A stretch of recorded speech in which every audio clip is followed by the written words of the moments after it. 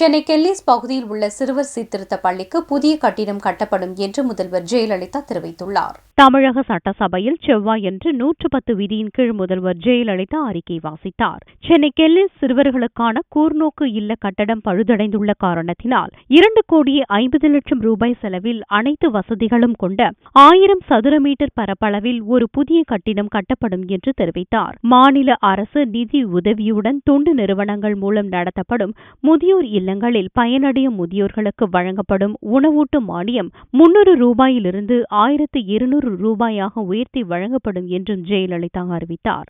மாற்றுத்திறனாளிகளுக்கு நவீன ஒளிரும் மடக்கு குச்சிகள் வழங்கப்படும் என்றும் இதன் மூலம் அவர்கள் அதிக தூரத்தில் உள்ள பொருட்களையும் உணர முடியும் என்பதால் தங்குதடையின்றி நடக்க இயலும் என்றும் கூறினார்.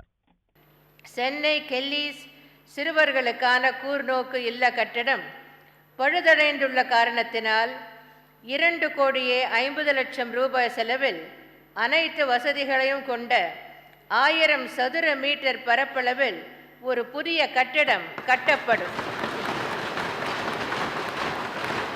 மாநில அரசு நிதி உதவியுடன் தொண்டு நிறுவனங்கள் மூலம் நடத்தப்படும் முதியோர் இல்லங்களில் பயனடையும் முதியோர்களுக்கு வழங்கப்படும் உணவூட்டு மானியம் 300 ரூபாயிலிருந்து 1,200 ரூபாயாக உயர்த்தி வழங்கப்படும்.